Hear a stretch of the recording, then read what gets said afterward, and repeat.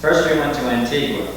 We got thrown out of there. Then we went to Dominica, which is just a small island in the Caribbean, and we got thrown out of there too. They just grew bananas and hardly anybody lived there. It was just this little hotel with no furniture in it, and the guy who owned it didn't buy any because there was no business. And all it was to eat was frog legs, and I couldn't stand frog legs. The whole idea was just repulsive to me.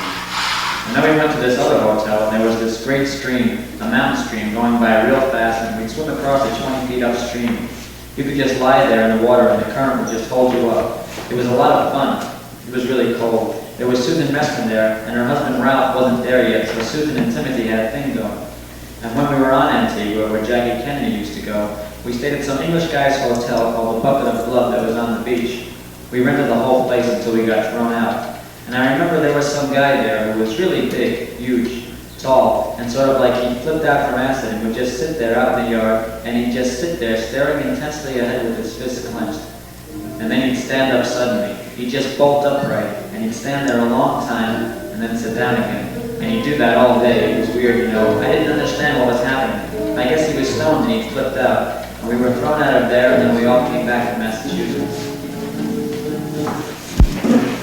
Unfortunately, I think with these kind of drugs, there's a point at which when you take a lot, nothing else happens. Unless it hasn't happened yet. Skip to the end, page 46.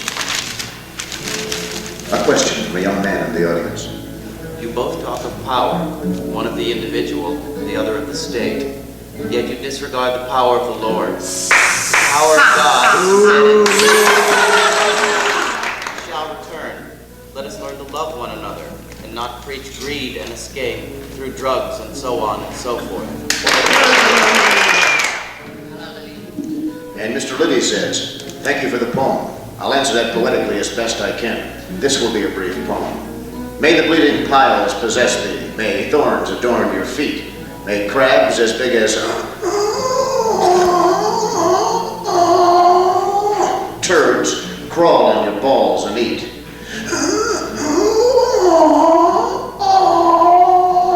A sympathetic rat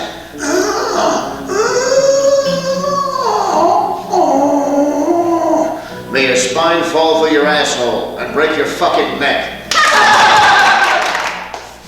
Well, we've reached the heights of lyricism and romanticism now.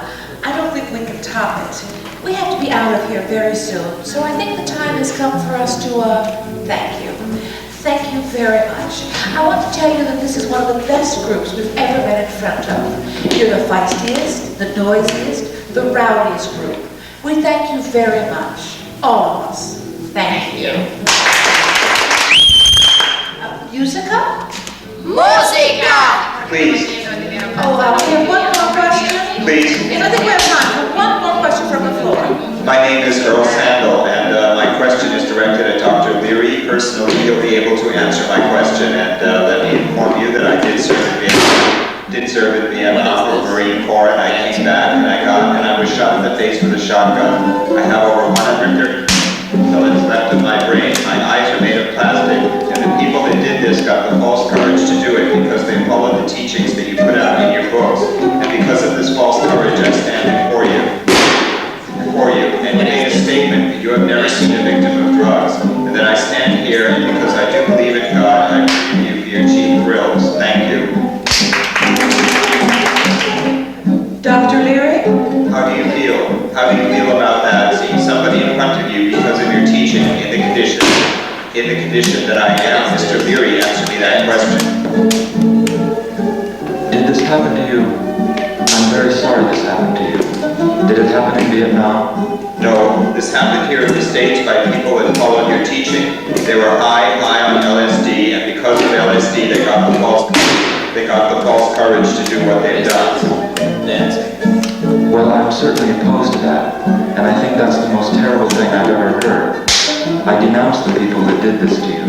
You renounce it, but I'm asking you, how do you feel when you've made a statement that you have never seen a victim of the teachings that you propose and prophesy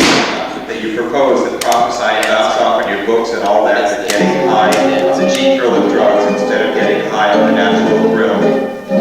Well, I have been more disturbed than anyone in history to warn people, to prepare people to do exactly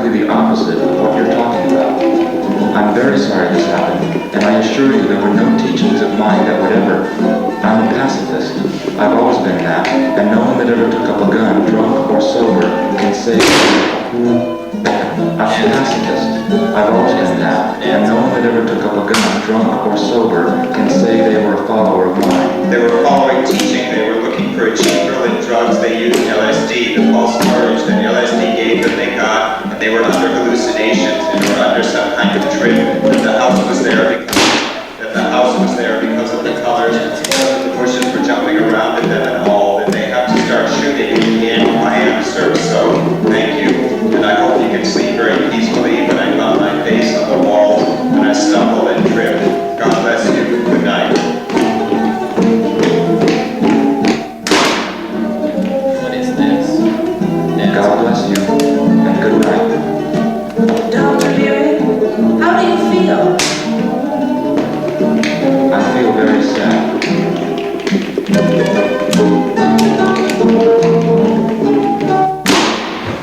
What is this? Dancer?